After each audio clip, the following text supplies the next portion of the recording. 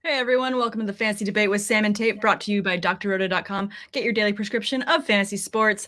Derek, it has been a minute since you and I have gotten to talk about football, and what better day than St. Patrick's Day, the beginning of March Madness, and the middle of this frenzied free agency for you and I to share a bevy and talk some football. How many green beers are you in so far this St. Patrick's Day, Samantha?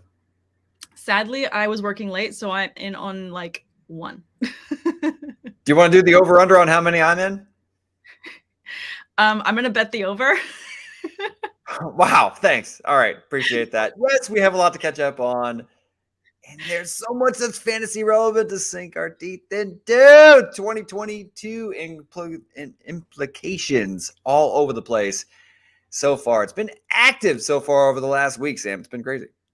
I feel like what has happened in free agency is, someone is playing Madden and got a hold of the actual NFL rosters and just started clicking around and thought, this would be fun, this would be fun, this would be fun. And we're all like, what are you doing? Someone take away the controller because this is crazy. But I was such a cheap bastard back in the day, or at least my family was. My dad, shout out to my dad, Pat. When I was in high school, did you ever have like a PlayStation or anything, or like a GameCube, and you didn't have the money for the memory card, so you would run a franchise for years, and you wouldn't want to shut off the console because otherwise you'd lose all your progress because you didn't have a memory card because your dad wouldn't buy you one. It kind of sucked. So it's like your console would be hot. It would always be like 10 degrees warmer in your room than every other room in the house. I don't know if you had that plight, but yes, it's like we were doing our own simulation of free agent moves and trades and all this banana stuff, but it's in real life. It's crazy. It is pretty crazy. Let's go ahead and jump right in because we won't be we could go on for 2 hours talking about the free agent moves that happened, but we'll keep it brief and kind of do a quick touch base on all the teams. Cool. I want to start off with the biggest news, to me at least, of today. And maybe it's not the biggest news, but I think it is. And that is Davante Adams is now a Las Vegas Raider. I'm going to go ahead and shout out that I called this. I was a guest on a podcast not long ago, and they asked me what a good landing spot was for Adams. And I said, what kind of a storybook ending would it be if you could get Adams back with his college quarterback and Derek Carr? That would be such an amazing fit. They've been trading away their other receivers. Hunter Renfrow is all alone. Perfect duo there of Adams and Renfrow. What do you think of this move for Las Vegas? First off, you got to say it the correct way. It's the Las Vegas, right? And then when you're talking about the Raiders, they've really been missing a wide receiver for a long time, right? Like a prototypical top end guy on the outside and somebody who can move all over the formation. Davante Adams fits like a glove, to quote Ace Ventura. And it's just kind of reunited, and it feels so good with Derek Carr, Fresno State connection. Instantly he makes this offense, kind of on par with like the rest of the division, right? You got people have been talking about all offseason since Russell Wilson got traded to the Broncos that Derek Carr is the worst quarterback in like a division in NFL history. And I would even argue that Derek Carr had a better year than Russell Wilson did last year, but I digress. But yeah, this is going to be a logjam, Sam. It's going to be a gauntlet in the AFC West next year. I love this move for the Las Vegas Raiders. I think it's an awesome move. I definitely think it makes them true contenders. You always wonder about that team as a whole in terms of the offense and how it's going to shake out. Is Josh Jacobs going to be healthy enough all season long? The thing we were wondering before is Kenyon Drake really going to eat into that many of his carries? And then as far as the wide receivers, who is going to be the number 2 next to Hunter Renfrow, who Hunter Renfrow kind of came out of nowhere as well. So we're kind of going back and forth with, is it Bryan Edwards? Is it Zay Jones? Like, who is it going to be? And then obviously the Raiders had a bunch of off the field issues that this past season. We won't go into all of those, but it shook up the entire wide receiver locker room as a whole. And they needed to address this with a veteran who's been there, done that, amazing experience. I feel like this is such a good move for them. What's crazy on the other side is I'm trying to read the tea leaves, and maybe I'm just overthinking it. I do have a book that I need to read this offseason called You're Overthinking Too Much. So maybe it's just me. but they did just franchise tag Davante Adams. The Packers did before they traded him. Did they do that in time to get Rodgers to sign the deal? Because he's officially going to be a Packer next year. Did they pull a switcheroo on Aaron Rodgers? And on a level of 1 to 10, how mad is he right now? Well, I'll start with the one that's easier to answer, which is he's like a 12 on a scale of 1 to 10. He's 12. Pissed. He's wearing his anger level on his jersey right now. He's just 12. Yeah, exactly. That's perfect. Perfect way to put it. He is fuming mad. I mean, so imagine committing to making a big decision in your life, right? And a big part of that decision has to do with one specific person being at that business, location, relationship, whatever it is, right? And you make that commitment, and then less than like a month later or a week later, that person is like moved out of the area or like no longer with the organization or the company, whatever it is. Yeah. However you can relate to it, Adams and Rodgers were paired at the hip, right? Like peanut butter and jelly, tomato, spaghetti and meatball, lamb and tuna fish, however you want to put it. Those French fries and Oreo. Exactly. Match made in heaven, right? Yes. So, yeah, if I'm Rodgers, I'm not going to say that they duped him because I think that they had every intent to try to work it out with Davante Adams, but you knew if they did this whole new deal with Aaron Rodgers where he's getting paid a boatload of money and they re-signed and re-upped with Devondre Campbell at the linebacker position on a 5-year deal, they only have so much money to go around, Sam, and unfortunately – Davante Adams said he will not play on the franchise tag, and I think they took him at his word, and they just decided to go ahead and cash out and get some assets back in return, and the Raiders are the beneficiary of it. They absolutely are. I'm sure, I mean, if the Packers are, in a way, bending over and keeping Aaron Rodgers, doing what they need to keep their guy because they're looking at the market the way the rest of us are looking and saying, okay, Russell Wilson signed somewhere. What else are we supposed to do with this? And obviously we'll talk about Deshaun Watson shortly, but they're going to need to go and get him someone that's going to be effective. And a player that comes to mind. Oh, wait, you have a question for the class? I'm raising a hand. Like I'm used to raising a hand. Okay. Now where I get to raise my hand. What's your knee-jerk reaction? Where does Aaron Rodgers rank? How does this affect his rankings right now as far as where he lands on the 2022 QB rankings board? I think it takes him out of the MVP race, and I think it also removes him out of really the top 10 consideration at the top quarterback position. Who's he throwing to, Sam?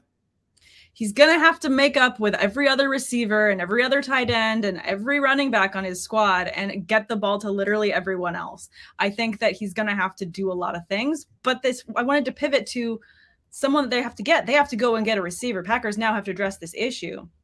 And the Rams just signed Allen Robinson to their receiver squad. And when you look at their receivers, that room looks pretty crowded right now. Are they going to keep Odell Beckham Jr.? He's someone that comes to mind as a free agent who just come off a Super Bowl win that might be a good fit with Rodgers.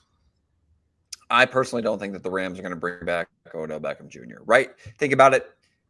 Odell Beckham was able to help them achieve and get to the Super Bowl and even had an impact for the limited amount of time that he was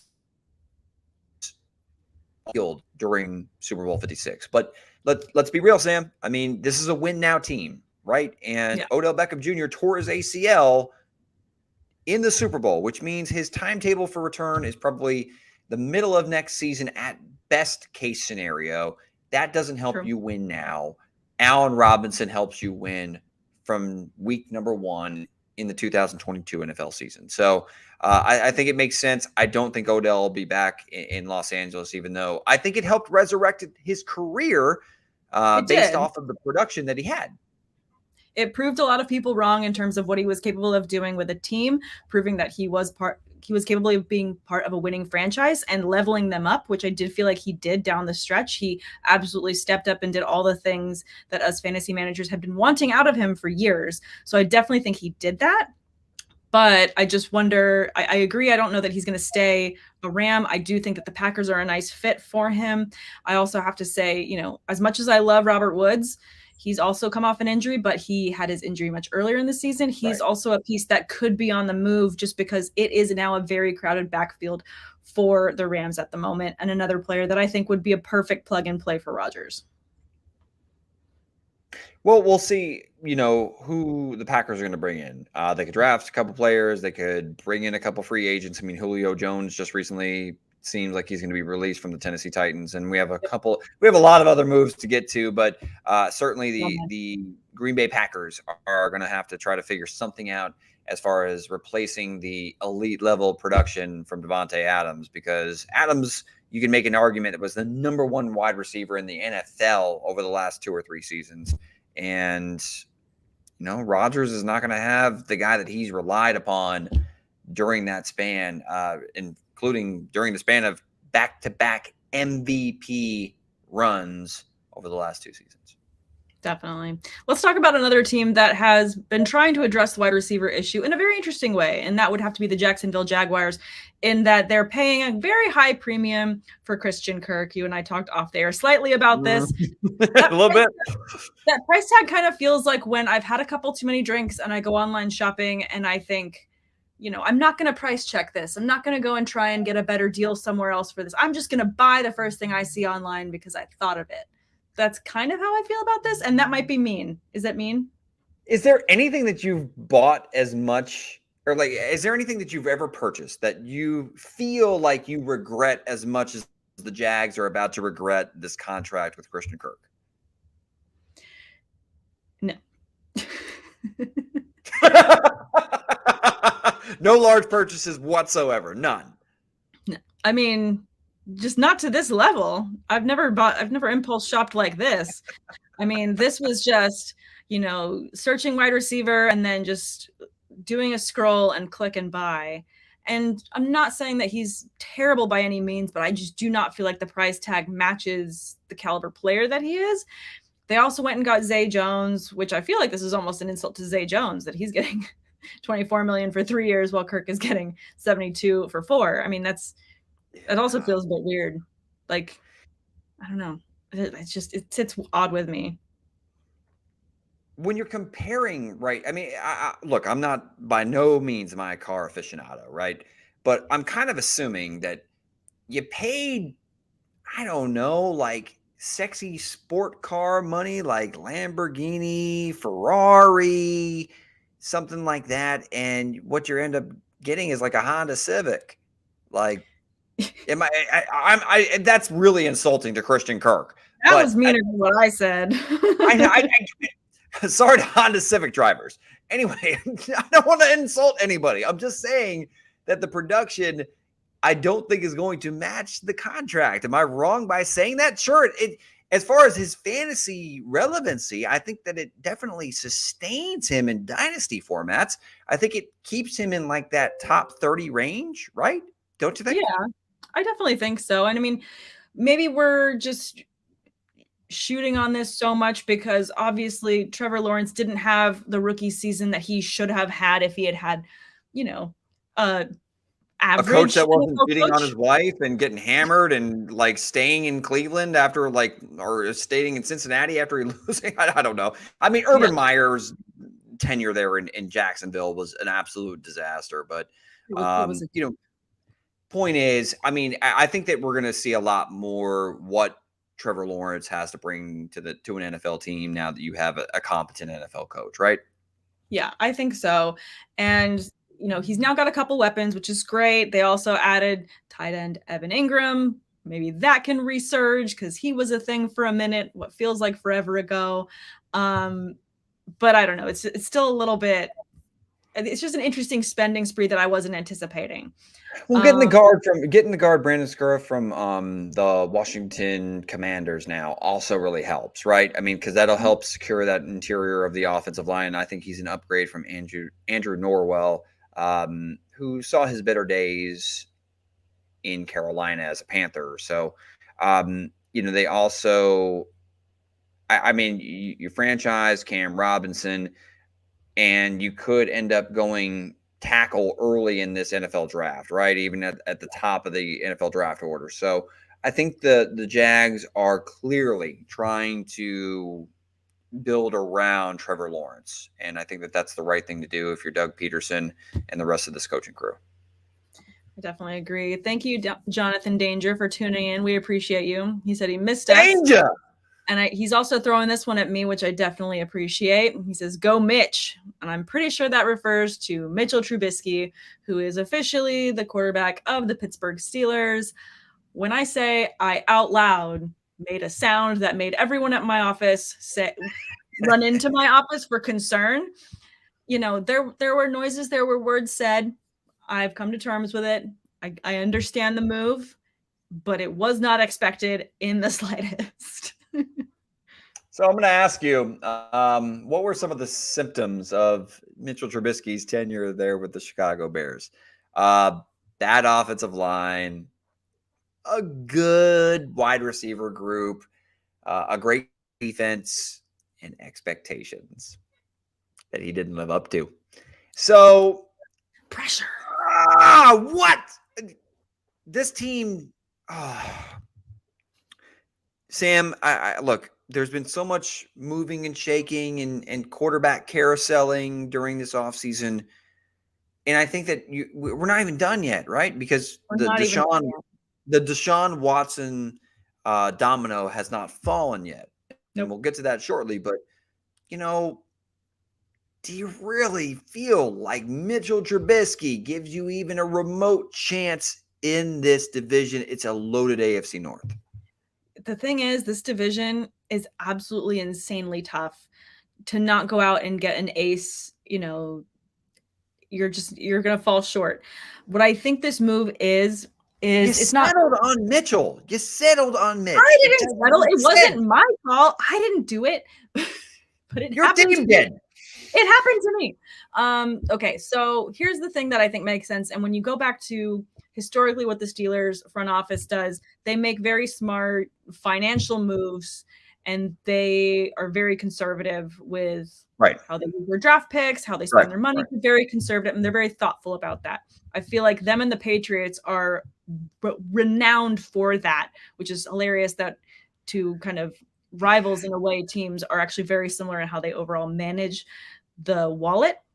But let me first say, I think that it makes sense in that I see the Steelers drafting a quarterback in this draft class. I see them drafting either in the second or the third round. I think that there is some talent that'll fall, but I don't expect any of those quarterbacks to play this year. I think that there's a lot of quarterbacks in this class that have some talent, but a lot of them still need some development. I think that's kind of a consistent note across the board for a lot of these quarterbacks. Maybe Pickett is someone that could just come out guns a-blazing and start. But unlike other quarterback classes, I don't think this is one where everyone's sitting and waiting and thinking they're going to be the starter. They're going to be the starter. So I think that this 2-year contract for Mitchell Trubisky makes sense to allow one of those rookies to cook a little bit longer and us to be ready long-term, because the thing we need desperately for as a Steelers franchise is a quarterback that is young and is going to be a long-time winner for us, because we got Joe Burrow, we got Lamar Jackson. Maybe we'll have Baker Mayfield again next year. We don't know. That's another question mark. But we've got a whole young division that we have to stay competitive with. So this does keep us competitive in the youth column. End of rant. Do you want my take on it, or do you want to just leave it at that? We can leave it at that if you want. I'm pretty sure this show is based on us going back and forth. Okay. So it says debate. It feels like the Pittsburgh Steelers are the financially responsible couple that don't take any risks or investments or anything like that. They're go out that talks about their IRA and their stock investments at a dinner, but the dinner is at an Irish bar, and they're like, "Oh, have you guys heard how this stock is doing?" And they're like, "Can we just have fun? Can we just have fun?" The Steelers are going to be steady Eddie when it comes to all this stuff, right? And and they're a great organization. I'm not knocking them at all. The Steelers have been relevant for a very long time for a good reason, right? They've had a lot of stability at the head coaching position, namely, also, Ben Roethlisberger, tip of the hat. Like, the man was a fantastic starting quarterback in the National Football League for the better part of the last 10, 15 years. So, I mean, I tip my hat to that, right? However, in today's National Football League, the quarterback position is, I think, it's hard to imagine that a team is being able to make a deep run without at least a top 12-ish quarterback. Joe Burrow with a horrible offensive line. Yeah. Like, I think a very, very poor offensive line, and I'm not trying to throw shade at any of them. And he had great weapons on the outside, but they don't get there without Joe Burrow. They would have lost to the Titans if it wasn't for Joe Burrow, back in like the divisional round of the AFC playoffs. I would have liked to have seen the Pittsburgh Steelers, who I think have so many symptoms of a Super Bowl contender. They have the most impactful defensive player in the National Football League in TJ Watt. I believe it. Yeah. And I think that Minkah Fitzpatrick on the back end also very impactful. I think they've got some very nice players in the linebacking group. Devin Bush has been a little bit of a disappointment, but still think that the man has potential and can hopefully stay healthy. Just signed Miles Jack as well. They did. I was just about to mention that. Right. Miles Jack as well. And Cam Hayward has been fantastic, but you flip the other side of the coin. What's this team missing? Yeah, they've had issues up front with the offensive line, but they've got some good receivers. Najee Harris is a very good running back. Very good. Need that quarterback, though. You do. And I don't know what offers they did or didn't make for the likes of Russell Wilson or Aaron Rodgers, but I just don't like settling on Mitchell Trubisky. This feels like you're doing a disservice to the rest of the roster by trying to say you believe in a guy who had a very similar set of circumstances in Chicago. What's changed? Probably nothing. I think what they do is they're looking at the way that the Bengals won, obviously, this season. To what your point you just said, Joe Burrow is a stud, already going in the record books for so many reasons in what he did and accomplished this past season and what he did it with and without an amazing offensive line. I think that the Steelers are going to address the holes across all the different channels that they have on their team. Right. And in order to do that effectively and quickly, they would never have the funds to get the likes of a Rodgers or a Russell Wilson. And so they said, you know what, rather than get someone that we cannot protect, and a quarterback of that caliber isn't going to want to go to a team that cannot be protected. They're going to address everything, and they're going to make a lateral move at quarterback to play safe at that one position and assume if we can keep him safe with amazing studs around him, that's going to raise up the caliber, because we've seen other teams win Super Bowls based on other positions than just the quarterback being necessarily amazing. Defense also wins championships. I understand that, and you make a host of very good points, Sam. You do. Of course, you always do. But it's my team. But this guy. Damn it. Did you have a point? They don't have a quarterback right now. Like, as much as I like the Steelers, even in that tough division, and I still think that they're going to present issues and problems for Lamar Jackson, Joe Burrow, whoever the hell is quarterbacking the Cleveland Browns in 2022, they are going to present issues because the Steelers are that talented on the defensive side of the football. But you need a quarterback, and, Kenny Pickett ain't falling to the second round. I hate to break it to you. No, I don't think he's going to fall. And he's not on my list as top 2 quarterbacks for Malik the Steelers. Willis ain't falling either. I'll tell you that right now. He is on my list, but if he fell in the first, and maybe, but I think that we should address that with an offensive line position first. If he makes it to the second round, I think he's off the board. Another player that I like a lot. No way in hell that Malik Willis. I mean, I'm sorry. I know we're not going NFL draft on this one. Let's stay focused. But one thing I'd be willing to bet my green shirt I'm wearing right now that Malik Willis does not get to the second round. Okay. I'll keep it Well, on for all of you video viewers. I'll spare you the site. It's fine. okay. Do I write it down that you're gonna give me your shirt? I'll mail you this. If Malik Willis does not get taken in the first round of this NFL draft, I will mail Samantha the green shirt I'm wearing right now. I hope you wash it first. To hell with that. Anyway. It's going to smell like green beer. Okay. No, just really quickly on this, and then I want to stay focused on free agency. A player I like a lot to land to the Steelers late, because I think that the Steelers are really smart with the way they draft and they allow talent to fall, is Carson Strong, because he has a cannon of an arm that actually fits in. When you look at him side by side, he fits in really well with a style of play that's similar to the quarterback we just had in Big Ben Roethlisberger. Having a cannon of an arm, he's not necessarily the most mobile guy, but since having his surgery and watching his tape at his pro day, he actually has much more mobility now than you'd expect coming off that injury. So he can move about, he can extend the play. Okay. But what's going to fit really well in the Mike Tomlin system that we're already used to doing and the whole team's used to running?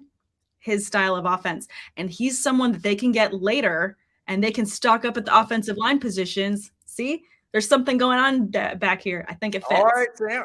Yo, did you put in an application for the general manager position of the Pittsburgh Steelers recently? Well played. Yeah, well played, Sam. I keep hitting refresh, and for some reason, it's not coming through that I got the job yet. So I don't know. Future me thing to discuss. Let's talk about another quarterback that I'm personally very excited about the fantasy implication, the news for him. Obviously, Russell Wilson is now a Denver Bronco. This is huge news for fantasy managers for the Denver Broncos. I mean, this to me catapults that team with what they already have to not just playoff contention, but like a true contender that can go the whole way. Right. So if you're looking for me to confirm end of the that, take, we're good. We can move on to the next one. Like, yes. No. I want to do a quick trickle effect. Okay. So it seems like Melvin Gordon's not coming back. Seems like this offense is going to put up some points, right? We expect him to put up some points. I think Javonte Williams is borderline first round, if not solidified, late first round pick now in redraft. I agree with that. And I don't think that's a crazy take. I think it actually makes perfect sense.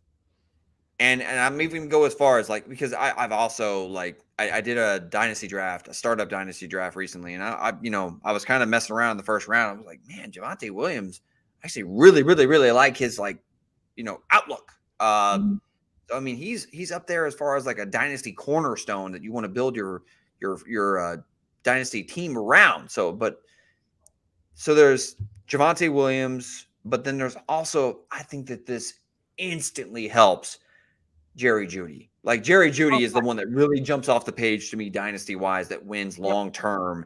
Only 22 years old, out of Alabama. I think he's a great route runner. He wasn't healthy last year. The whole passing offense was an absolute just makeshift mess with Teddy Bridgewater under center. I do think it helps Cortland Sutton as well. Russell Wilson throws a great moon ball, deep ball that Sutton that plays well into his game. I also think you're going to see some good things from KJ Hamler and even Tim Patrick.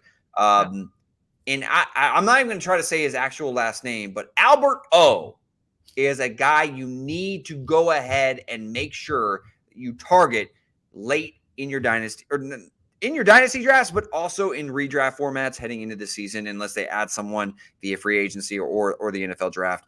Albert O is a big guy out of Missouri that I think is a great pass catcher at the tight end position and could bring you instant value this season. I'm high on this move from the Denver Broncos.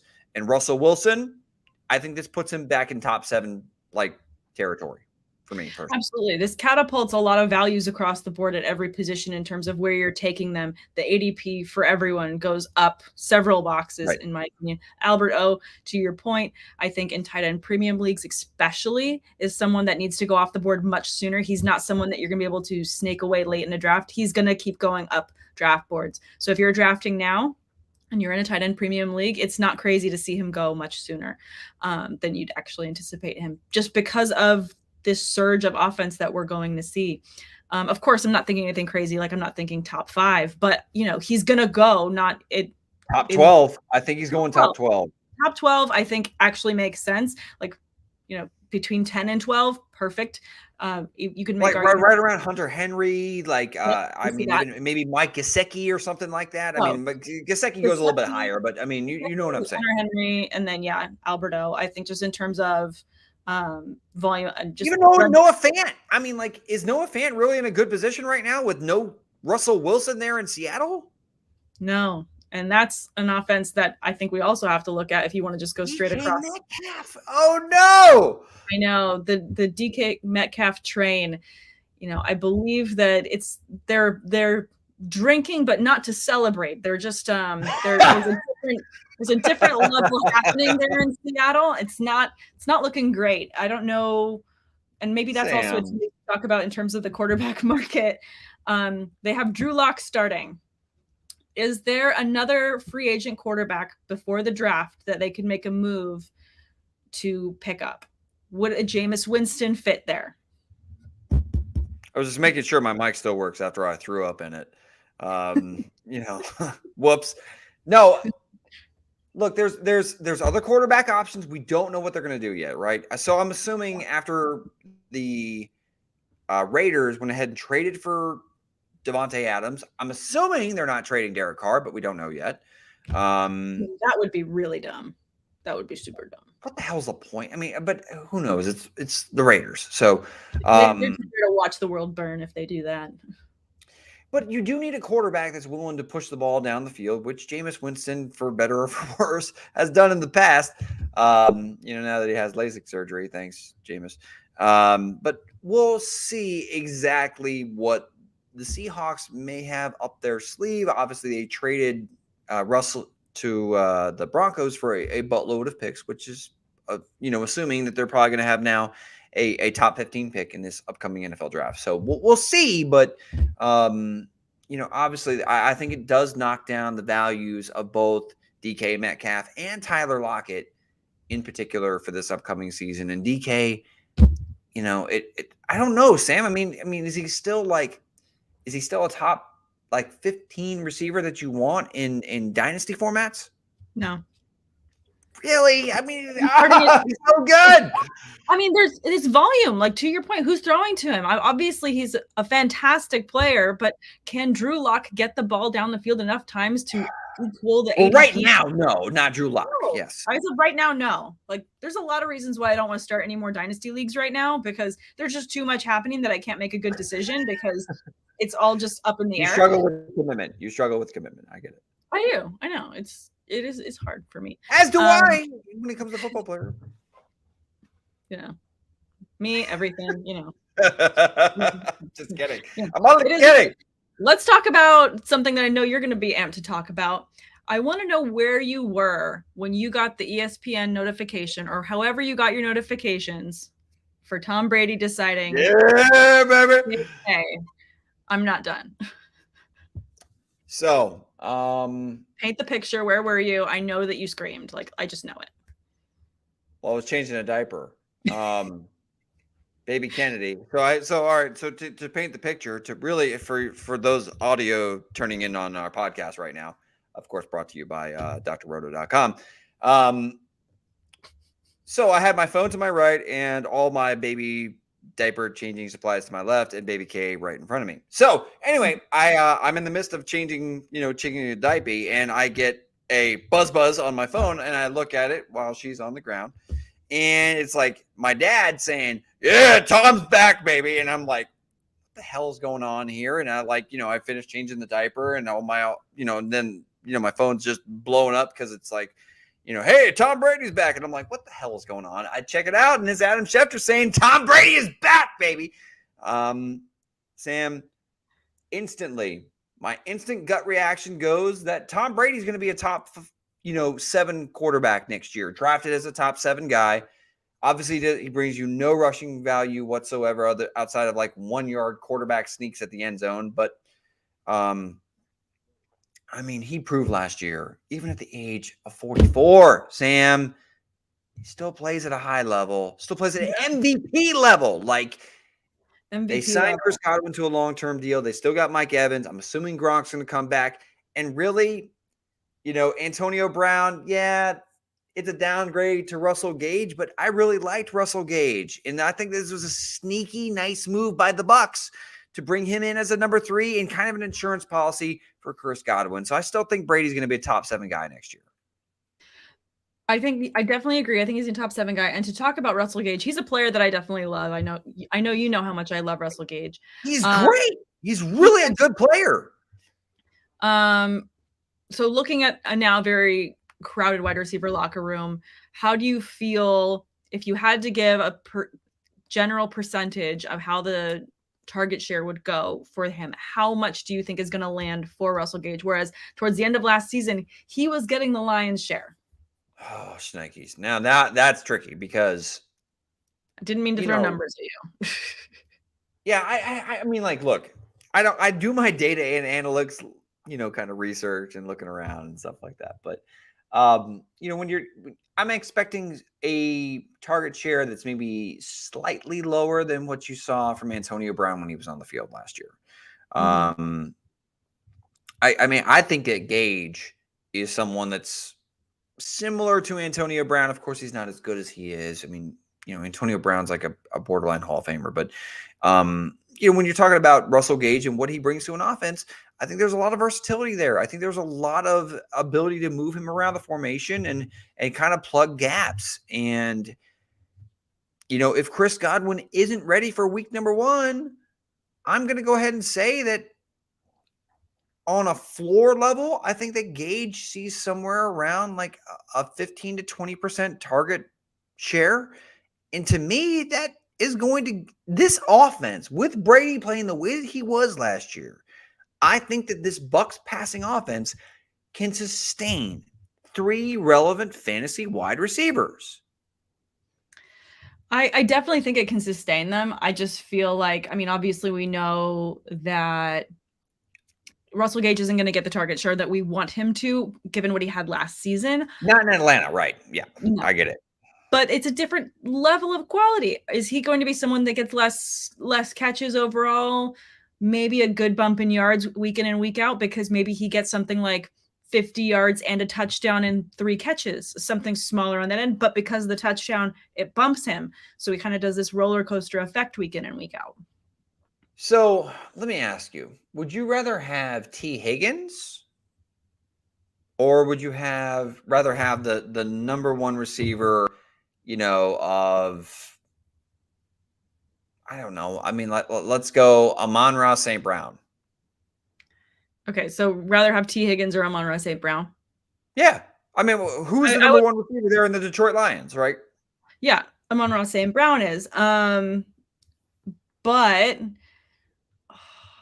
I guess where you'd take him, it would be silly to not take St. Brown there, but I do love me T. Higgins. I've got him in multiple leagues for multiple reasons, because it's just such a crazy volume that they have there in Cincinnati. It's just, volume is king, and it's not, the target share is different to that offense that I feel compared to Tom Brady. He's so much more effective with less throws. Burrow is just going to sling it all over the place no matter what.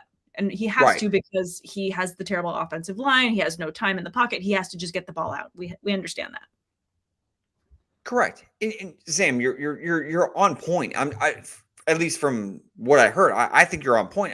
All I'm trying to suggest is these offenses that have more scoring opportunities, which the Buccaneers, we expect the Bucs with Tom Brady leading the charge will have probably a top 10 scoring offense, right? I mean, I'm being conservative. They could be a top 3. They could be the number 1 scoring offense in the National Football League, but I'm trying to be conservative and say just a top 10. Would you rather have the number 2 or 3 passing option in a pass-heavy offense, or would you rather have the number 1 in another, in another offense that is maybe run-centric or something of that nature? I mean, like maybe a Amari Cooper or something like that with the Cleveland Browns. Like, that's all I'm trying. That's the only thing the only point I'm trying to make. Russell Gage, I believe, is going to finish somewhere around a top 30 option next year. And you're probably going to get him pretty late because you're going to have Mike Evans and Chris Godwin drafted probably in the first 5 or 6 rounds of redraft formats. And you're probably going to get Gage somewhere around, 9, 10, 11, 12, 13, 14, whatever. So, I mean, I think that Gage has fantasy value. I think that Brady's a top 7 guy. I think that Chris Godwin and Mike Evans are both top 20 receivers next year. And the Bucs offense is still fantasy relevant, very fantasy relevant for next year. Very fantasy relevant. I want to end the Bucs discussion with this tweet from Field Yates. My friend Field Yates, he's fantastic. I saw this tweet and I thought it was brilliant. Tom Brady's last 9 seasons. 2013, he loses a playoff game. 2014, he wins a Super Bowl. 2015, he loses a playoff game. 2016, wins a Super Bowl. 17 loses. 18 wins a Super Bowl. 19 loses a playoff game. 2020 wins a Super Bowl. 2021 loses a playoff game. 2022, to complete the pattern, he would have to win a Super Bowl. Too much? Don't do that to me, Sam. The expectations you're trying to set very high. It's in the numbers. We trust our good friend Field Yates. These numbers don't lie. I love Field. Yeah. Yater's going to Yate. Tater's going to Tate. Yater's going to Yate. Brady's going to make it to the Super Bowl. Brady's going to be a playoff thing. Like, it is what it is. We know how these things work. Just throwing that out there. Thanks. Is it too soon to say the Bucs win the Super Bowl in 2022? Maybe, but it would fit the pattern. I appreciate your pattern. I'm in agreement with your pattern. Is there anything else that we need to discuss, though? Is there anything else that we need to discuss? I do want to talk about quickly Carson Wentz to the Washington Commanders. Feels like a very lateral move to me in that I'm not excited. It's not like, yay. It's just sigh. Looking at my Terry McLaurin shares, just sigh. Heavy Eagle sigh. Fans are all like, good luck, Washington. Nothing like reshaping your franchise, new identity, new name with same quarterback problems. Congrats. Yeah. New name, same problems. What are you going to do? Okay. Let's talk about Deshaun Watson really quick because It has not been official where he is landing, but you did just read, because we were discussing before we went live, that the Panthers are out. They are out of the talks for him. So they're out of the running. Also, like, side note, I do feel really bad for Sam Darnold that, if he played better and wasn't hurt and blah, blah, blah, then it would be a different story. It just sucks that the start of this point last season was, this is going to be his year. And now it's like, who else can we get? It's just like such a, it's just so sad. Face. It's just so sad. So they're out in the running, but right now you're saying it's the Falcons and the Saints. For yourself, which would you prefer fantasy wise? Well, the real question is Michael Thomas playing? If Michael Thomas is playing, I'd prefer the Saints because you're talking about Alvin Kamara, who's arguably the best pass-catching running back in the National Football League, and Michael Thomas, who was a PPR machine. So I would think if those two are both available, and, obviously there's some legal things that Alvin Kamara is going through right now, but in a vacuum, and considering those people are all available, I'd give me the Saints over the Atlanta Falcons because Calvin Ridley ain't playing in 2022. And we're talking about then just no Russell Gage. So who the hell is playing wide receiver for the Atlanta Falcons in 2022? Is it, are we talking about like Deshaun Watson throwing to the likes of just Kyle Pitts and that's it? I'm sure that there would be some that would argue that's all you need, but those would be the people that still think that Kyle Pitts is the answer to end all questions. So I'm not sure that. And looking at their offseason moves, the Falcons moves don't look to support bringing on someone like that to have that many weapons. Unlike when you look at the Jaguars moves and you just see a litany of wide receivers, it's vacant at that position in terms of their offseason moves. If anything, they're just getting rid of them. So I agree, it doesn't make sense there. A fit for fantasy. I'm saying the Saints. To me, the Saints have a far more Super Bowl contending roster than the Atlanta Falcons do as currently constructed. Yes, I agree with that. Let's talk about really quick, where do we think that Jimmy Garoppolo lands? That makes sense. If he is on the move, I think maybe the Colts kind of make sense right now. They're in need of a quarterback. Right. Right. Yeah. And he is, I would I would say I would definitely say it's the I mean, because the 49ers already have a quarterback that they want to try to go ahead they and want to go forward with Trey Lance. They don't want to drag their feet exactly. anymore. Just let them So I do mean what they they don't need a quarterback in return. So I mean the Indianapolis Colts makes sense given that they just jettisoned Carson Wentz. I don't think that they necessarily want to roll with a rookie. Jimmy Garoppolo, you have a strong running game and a pretty good defense from last year. Again, pretty similar to what they had at San Francisco. Garoppolo makes a little bit of sense as far as game manager with a strong running game that could probably get the Colts to the playoffs. definitely. I think that he's a good move in that sense to get them there. Let's talk briefly about the Dolphins, who made a lot of moves, it feels like, in terms of they grabbed Teddy Bridgewater as their backup quarterback. They signed Chase Edmonds. They signed Raheem Mostert. They're doing the shuffle at running back again. They're going to just, Chase Edmonds. Yeah. They're flipping it and just starting over. I mean, it's a good move for Edmonds, I think. Helps his value to be back at the number one because James Conner obviously had so much success last season. That's great, but we've been hopeful for Miami running backs in the past. Is there anything that's going to change your opinion given the success we've seen Chase Edmonds have, but in this offense? Or is this just where running backs go to lose their fantasy value?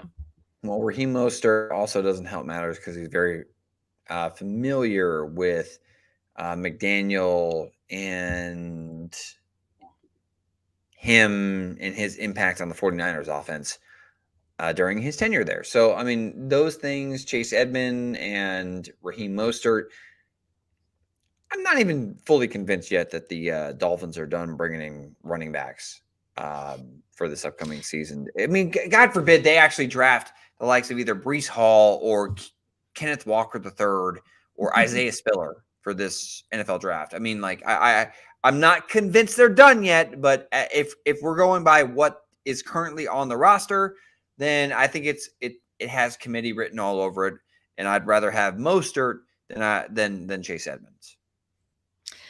Yeah, I mean, I would rather have Mostert as well. I mean, give me all the Mostert. But I just think it's an interesting move when you look at how these teams are going about free agency signings. The Jags going out and catching all the wide receivers that they can. The Dolphins going out and getting all the running backs that they can.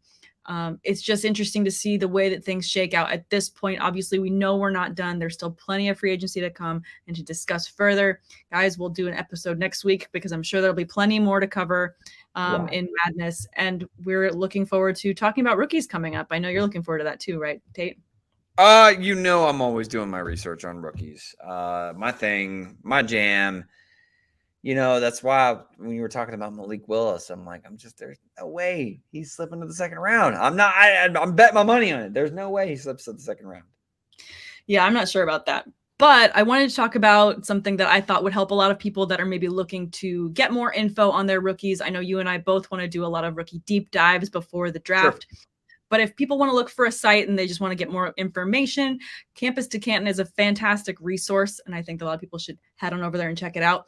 I don't know if you're familiar with the format. Tate, I am. They're good. Okay. They're good. Well, for those that are not familiar, you can create your own fantasy team based off of completely college players. And it's like a taxi squad for your regular fantasy league. So once they graduate into the NFL, they get transitioned over to your regular dynasty roster. It's pretty cool for those that are into scouting and looking for that next big talent. So go ahead and check it out. They've got a really amazing tools, deep data charts, ADP charts, college rankings. They've got lots for you to check out and to compare. So what you can actually do is plot how current NFL quarterbacks are performing and how they performed in college compared to the incoming rookie class. So it'll give you a much better range and idea of how they're going to perform going into the NFL. So please check it out. It's Campus to Canton. That's the number 2. And go ahead and use code SAM if you guys feel so intrigued to jump in more and sign up. It's super fun. And I think that it's something I'm going to dive more into this year. Got to get my college squad going because I just love me my rookies and love watching me my tape. Don't you? You're talking to a tape junkie. I mean, come on. I like to sit there and just watch film. I mean, rather than, watch the, new hot shows or movies, I sit there and watch, college film tape. That's what I do. I'm a dork. Hey, you're not the only one out there. There's a lot of other people that are out there, which is why we have awesome sites like that to go and check out, get all the fun info for. Guys, please go ahead and follow us on all forms of social media. You can follow Tate at dtater4 on all forms of social. You can find myself on Twitter at Samantha R. Holt and at Sam_awesome on Instagram. Please check out all the other awesome info, articles, podcasts, everything that we have for you over drroto.com. We've got rankings, we've got tools, we've got everything you possibly need to start a league now and get into this draft season, because there is no off season for us fantasy crazies. Check that out. And also have a members only Discord when you sign up, so you can get questions answered right away in that Discord from analysts. It's super cool too. So check that out over at drroto.com. Have a wonderful St. Patrick's Day. Stay safe. We'll see you guys next week. There's one of us that's wearing green, and it's me. And for that, happy St. Patrick's Day, and later says the Tater. Bye, guys.